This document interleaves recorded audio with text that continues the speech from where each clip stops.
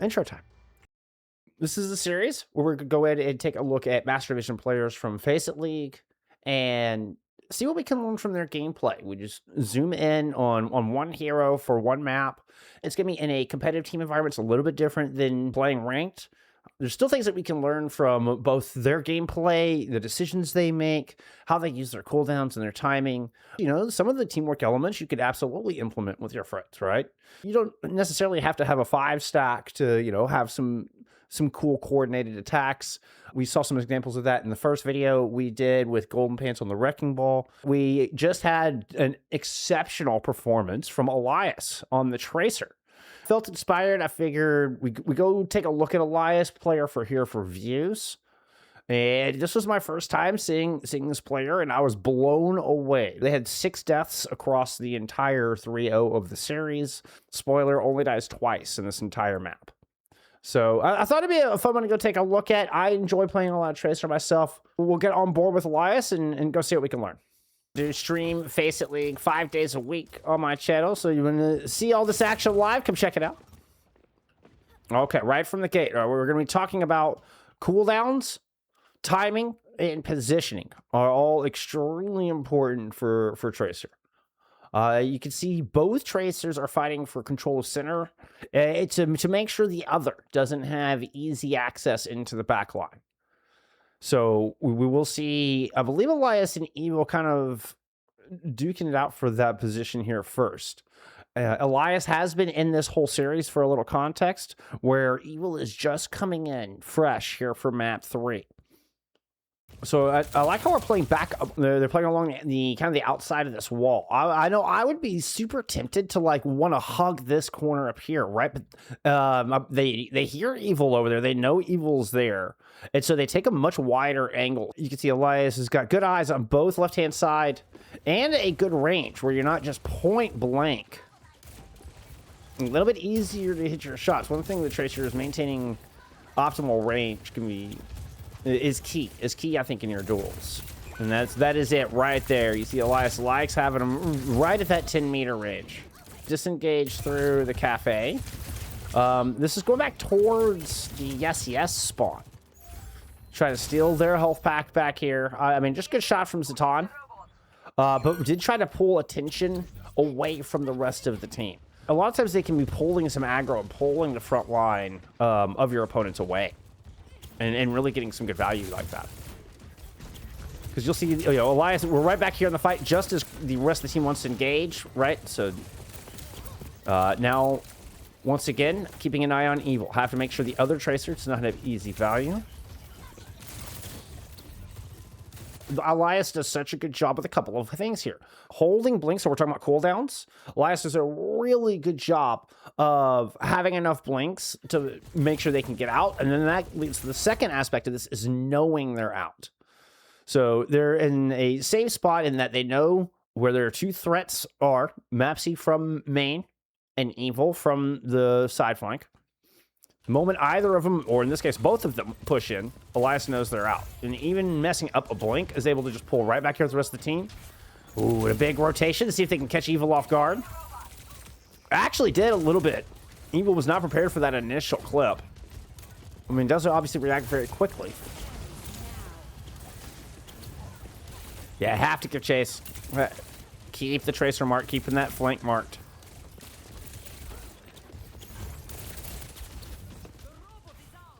Oh, man, wonderful push and pull. Look at the presence and awareness. So some of this is just comms.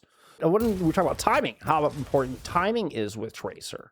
Look at the rotation here. It's just such a wonderful flow. So I'm going to back up about 20 seconds here.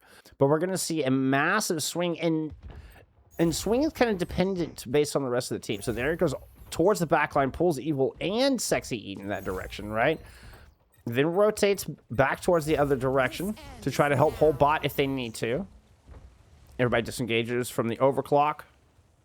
So Crandop has to disengage just to avoid the OC. And Elias will not only hold Evil at bay, but hold the cart at bay through this as well, through the bot. So, and then here comes Crandop, and the rest of the team, now that they have survived the overclock, is rotating back to the front line, and Elias immediately bounces in to start stealing the angle. This kind of timing, this is masterful timing and positioning on just flowing with the rest of the team, being very flexible in your positioning and your movement. Crandop did not anticipate having to back up to the far left-hand side. I guarantee it. I don't think that was part of the role, part of the playbook when they were trying to push the bot up this hill. Elias stays extremely flexible and does a really good job and kind of maintains a similar distance and positioning relative to the rest of their team right now. We'll continue to hold the flank here in the middle, and then we'll converge on this Kitsune rush as we build up to pulse. Let's cut back into some Elias puff.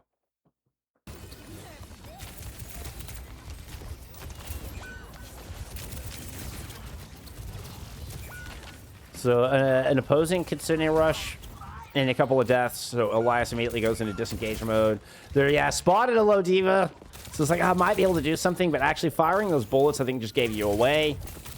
Never underestimate the value of staying quiet. That includes both your blinks and your guns. Your blinks are extraordinarily loud, as are your guns. On your opponent's screen, of course. So can give away your position, you know, in a larger radius than you might think.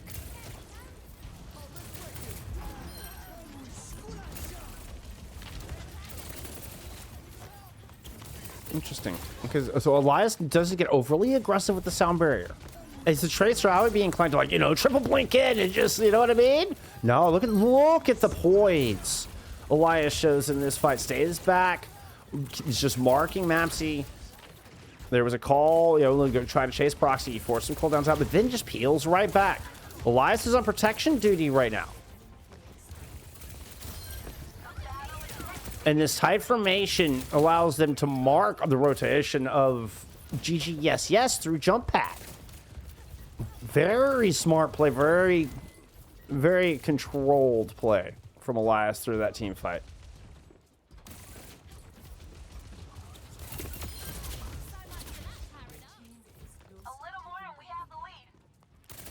Way to be in the right place, right time.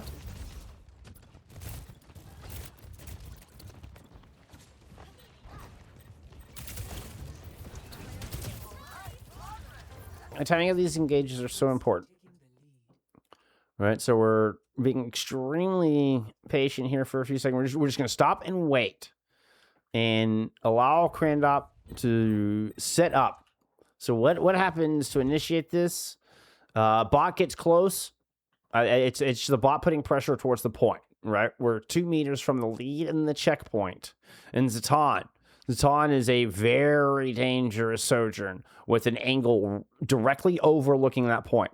So Elias waits until the bot is pretty darn close, knowing that it'll be their players walking into the cross lines of Zatan, and waits until that moment before they blink in to find Zatan. Immediately locating. You can see him searching as they turn the corner. Right, they're looking for the hit scan, move up to the high ground, recognizing the swift step coming in, recognizing they didn't have much time. Both supports here to protect that hit scan because that was such an important pick, and the ultimate from your teammate will secure the kill.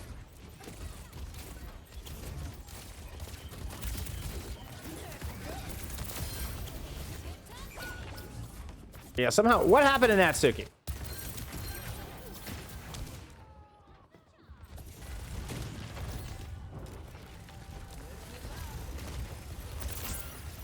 They catch Natsuki there. Nicely done. Nice play out of FACEIT. Okay, just a little side note. Oh, beautiful. That dime ends up being pivotal. I love the late investment.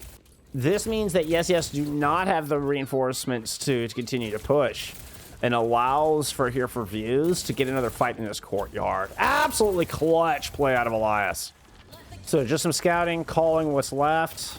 I'm calling some positionings. Elias plays very, very safe to the high ground. And they just jump in. Once again, we will see jump into the Kitsune Rush fight. You don't see Elias, leap in the middle of the fray very much, but the Kitsune rushes, we do see Elias jump in. More players you have getting that extra 50% cooldown speed and attack speed, the more value you're able to get out of that Kitsune rush. Elias is pretty deep in enemy territory right now. Kind of marking everybody, thinks and correctly reads that they are now following Zaton and the rest of the team. Almost got the one clip on a Sexy E, and that will force the Swift and the Suzu out of proxy. Unfortunately, Zaton is just a beast. Now, I will say Evil is an insanely good tracer. During the live feed, we checked. At this point in the map, both tracers only had a singular death. The stats between these two were razor thin. At a little over the halfway mark. They were both having an exceptional day. So a sound barrier from Elias, and once, a sound barrier from here for views. And once again, we see Elias just kind of play a bit defensively during the sound barrier fights.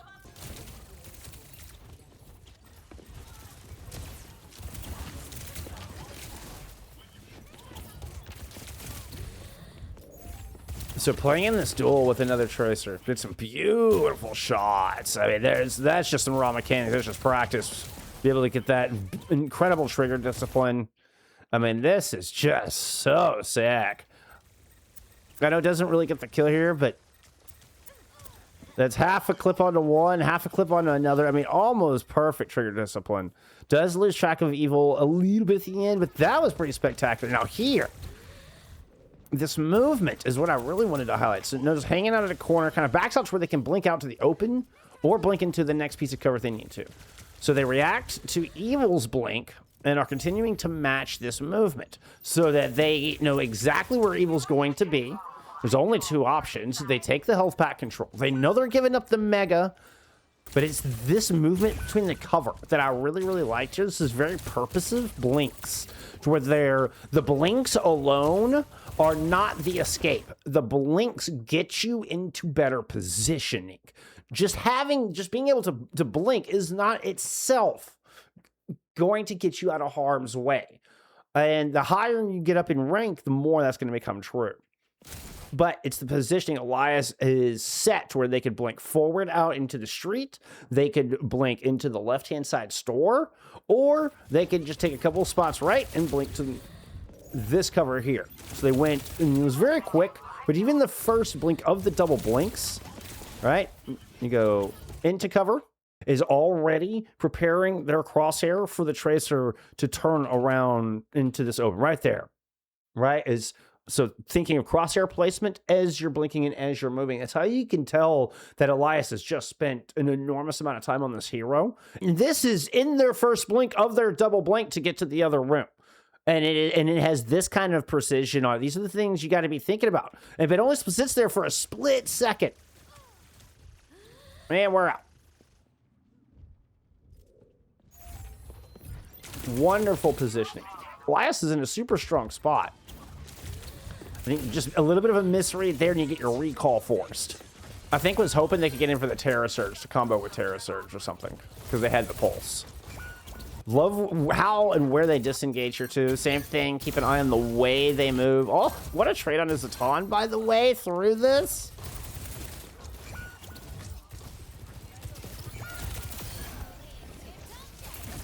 Great call out and use of recall. The recall dropping you directly onto this corner to where you're safe as the rest of the team is turning around the corner. You don't recall to where you just land right in the middle of everybody's line of fire. It's close, but you have enough time and enough blinks. Really top tier cooldown control and positioning out of Elias. And it's no wonder they only had 2 deaths per map for this 3-0 series. Unfortunate miss. They could have claimed the Ramatra after losing Hurloff early. Great mark on to Evil. So you're able to get the call out, you're able to get significant damage, and Natsuki then just has to finish it off. Kitsunes are now invested with both teams missing players.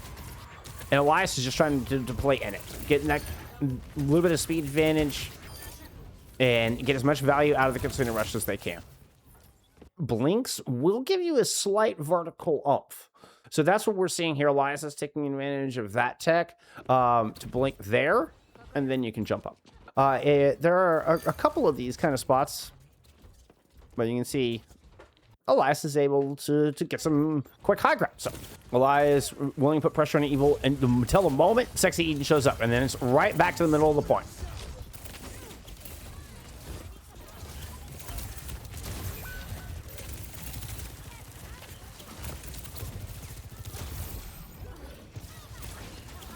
We're at a fight where Zatan and the hit scan could be in a very powerful position, once again on the top of those stairs, and that was Elias's focus.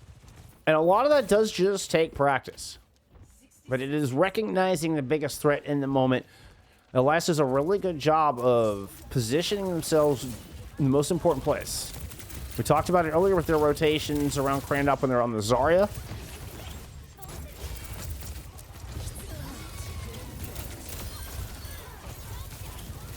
And come hunt down kills on the back of the Terra Surge.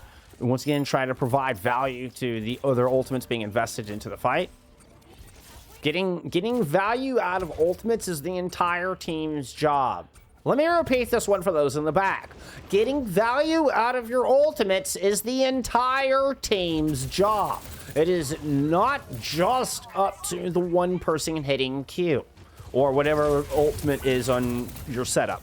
But for everybody to work at getting as much value as you can out of the ultimates being invested. This actually goes for a lot more than just ultimates, but that is a very easy one to see. If Kitsune Rush gets thrown in, try to get in there. Try to get in there and help get as much value as you can. Even if it's not in a position that you think is the best, try to get in there and help the team out, right? After a rare death from Elias, it's been an overtime push, and this one is actually going to go down to a final fight for this map. Elias is just bouncing, watching where their team is at, and watching where the bot is at. All right, so decide to take the blink in, little ahead of the team. It's just, it's just that one step ahead. Maybe that it's quite intentional. Elias's timing has been quite exceptional all day, so maybe that one step ahead, try to buy a little bit of time is just the difference maker, right? We only have a 9-meter lead for views to play with. It's not much.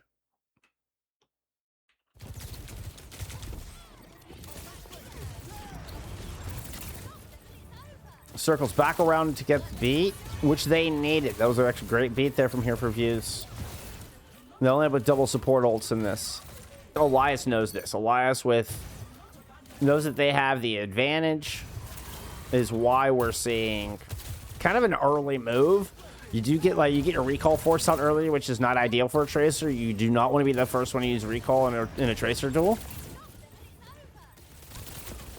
But circled back around, knew that they were going to have beat to work with. They have a call onto the Kiriko.